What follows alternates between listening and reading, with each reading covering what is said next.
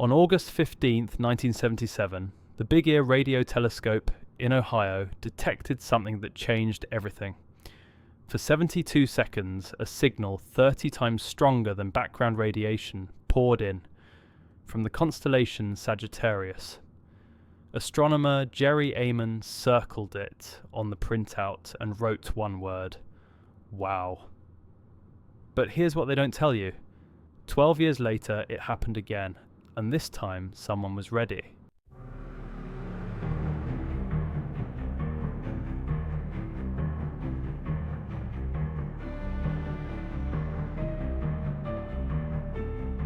September 1989. A team at the Arecibo Observatory in Puerto Rico had been quietly monitoring the same coordinates where the WOW signal originated. It wasn't official. The project had no funding, no formal approval. 3 radio astronomers were using downtime between scheduled observations, pointing the dish at a patch of sky most considered dead. On September 12th, at 3:17 UTC, their equipment registered an anomaly, not identical to the WOW signal, but eerily similar. Same frequency band, same region of space, but this one lasted 14 seconds and repeated twice over the next hour. The lead astronomer, whose name appears in internal memos but never in published papers, noted 3 things in the observation log.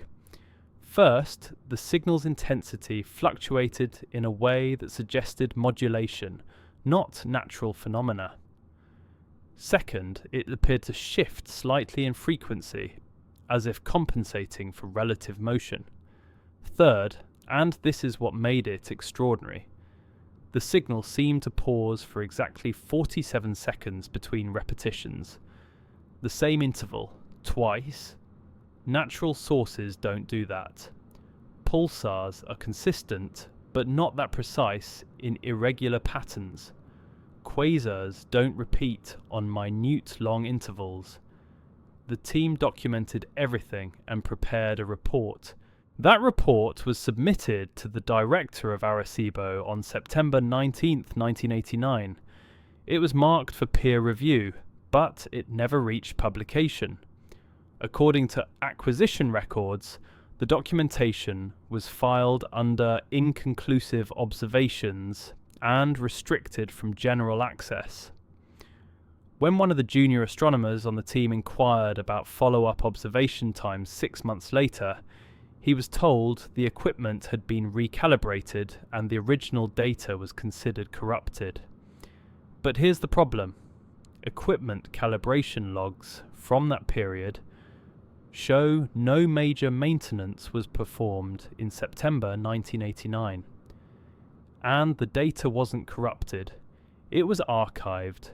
In 2003, a graduate student researching radio telescope data classification stumbled across a reference in an internal Arecibo database.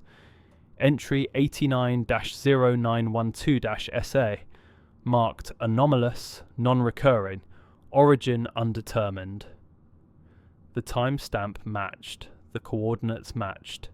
The brief description mentioned possible repetition of 1977 event. When she requested access to the full dataset, she was told it had been transferred to NSF storage in 1994 and was no longer available for academic review. She filed a Freedom of Information request. It took 4 years. What she received was a heavily redacted summary, 3 pages long, with most technical details blacked out. But 2 things were clear: the signal was real, and someone decided it shouldn't be discussed. Here's what makes this more than just an ignored anomaly. In 2012, an amateur astronomer collective called the SETI League independently analysed historical radio telescope data that had been made public through various university archives. Buried in a dataset from Hat Creek Observatory in California, they found something. August 1989. Same frequency, same region of sky. The observation notes listed it as potential interference, no follow-up, 1 month before Arecibo. Then they found another reference, October 1989, this time from Jodrell Bank in England, also filed as interference.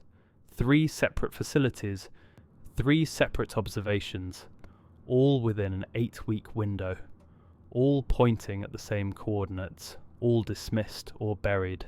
So why the silence? The official explanation, when pressed, is simple. Extraordinary claims require extraordinary evidence. One-time signals, even if repeated, don't meet the threshold for confirmation.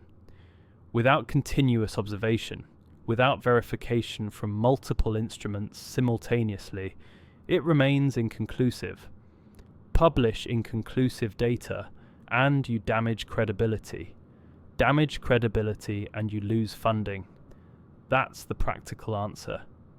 But there's a question that answer doesn't address.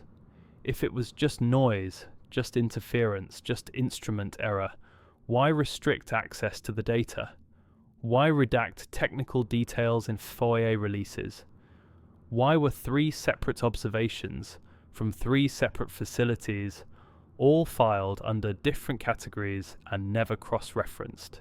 The WOW signal is famous because Jerry Amon shared it. He circled it, named it, and made it public before anyone could file it away. What happened in 1989 didn't get that chance. The equipment is better now. The arrays are larger. We're listening more carefully than ever before.